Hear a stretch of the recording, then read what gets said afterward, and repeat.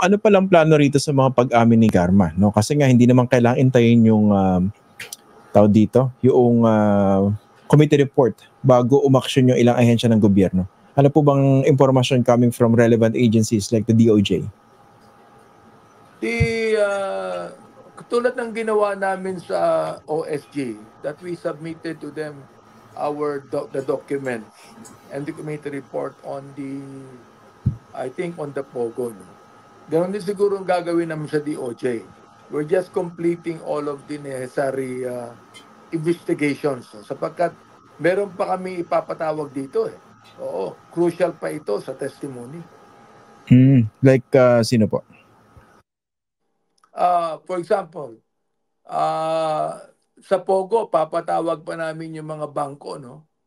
Kung saan dineposit yung pera at withdraw. The AMLAC know about that. Sa EJK naman, we were told, siguro dito ko lang sasabihin sa programa mo, we were told that there are certain prosecutors that have also been given reward money. Gusto namin makita, malaman ko ano yan. Wait, sino nagsabi nun? Merong nagsabi sa akin na isang abogado that I cannot anymore reveal the name. Anong sinabi niya? Merong ilang prosecutors ang nakatanggap din ng reward money kaugnay po dito sa drug war. Ito po ba yan? Yung impormasyon? Yes. Sapagkat the policemen were no longer charged of any crime at all. Wala nang charges even though may mga nagdemanda sa kanila, yet the prosecutors just dismissed them, just like that. Pero how credible was this information that you received? We still do not know, Christian, no? And we're going to find out because we're trying to ask the one that told me kung meron siyang witness dito. Sabihin niya, titinan niya kung meron. Pero yung nagkwento sa inyo, kumusta po yung credibility niya sa paningin ninyo? Mahusay, maganda naman. He's quite credible. Okay. Nabanggit ba kung mga magkano yung di umano'y tinanggap ng ilang mga prosecutors as reward? Hindi nabanggit eh. Hindi nabanggit eh. We're still trying to look into that at gusto ko na mag-name siya ng ilang prosecutor. O gusto ko mayroong mga pangalan yan, ipapatawag namin. Yung nag-tip sa inyo, ano po ba ito? Taga-prosecution service? Anong ID, anong pagkakakilanlan niya?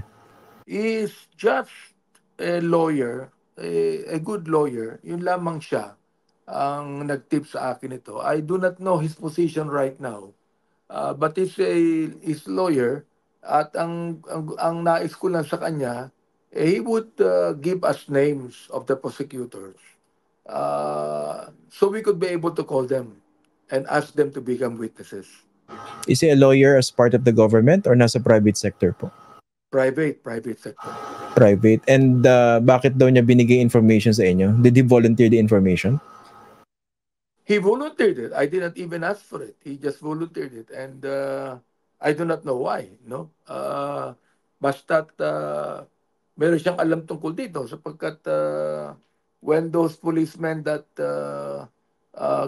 killed the drug users, for example, walang kasong ipinataw sa kanila. All of them all of those cases were actually dismissed right on without even investigating it. Willing daw po ba siyang mag-testify sa Quadcom or mag-execute affidavit? I don't think he would be willing, no. He was just telling me about it. And sabi niya sa akin, sige, I will find out if I could be able to give you some of the names. Pero anong plano nyo rito sa information na ito? How would you pursue it? Magpapatawag ba kayo ng mga taga-prosecution service? Taga-DOJ?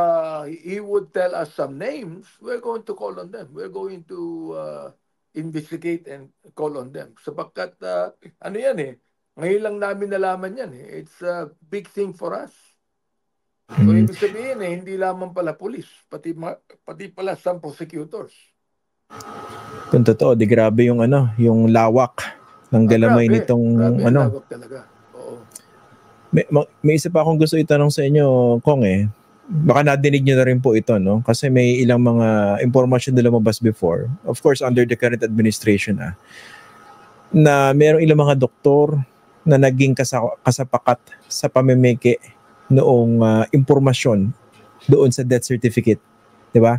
Kunwari, napatay dahil may riding in tandem or in the course of the drug war, pinalabas na namatay sa sakit. Eh, ang sakit-sakit naman doon sa biktima tsaka sa kaanak na napatay na nga, walang kamalay-malay. Tapos yun lang katotohanan sa kung paano siya napatay, dinoktor pa ng ilang doktor. Ang alam namin, walang forensic evidence eh. Ang alam namin dyan, ang punerarya mismo ang nag-issue ng death certificate. For example, like the 9-year-old na napatay, no? At na andun pa yung bala nung siya nilibing. Ang sabi ng punerarya, namatay siya because of pneumonia, no? And then with the police, the policemen were there sa aming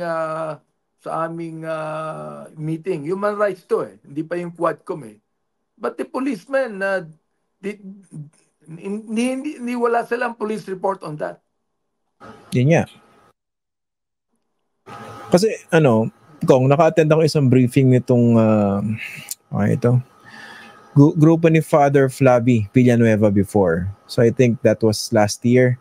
Tapos isa sa mga presenters yung si Dr. Raquel Fortun, yung isa sa dalawa lang na forensic pathologist na internationally accredited. I think kasama yun sa presentation niya. May ilang mga ganong kaso na mukhang doktor mismo yung nagdoktor nung entry sa death certificate. Diba? Hindi namin alam yun. We would like to find out. Anyway, kailan po ba magre-resume yung inyong Quadcom investigation? Actually, we should have had the Quadcom tomorrow today. Pogo naman ang pag-uusapan because of the storm. Kinancel yan. Siguro we're gonna have it this coming Monday or Tuesday. Monday yata, magiging kasabay niyo sa Senate, hindi po ba? Monday, magiging kasabay namin ng Senado. Most probably, we'll do it on Tuesday na lang, siguro. Okay. Pero definitely magkakaroon pa kayo ng isa bago yung break, yung undas. Tapos bago kayo mag-resume ng session. The thing is, sabi nung abogado ni former president na sana the Quadcom hearing would be after November 1. So that the president can attend. So we're looking into that.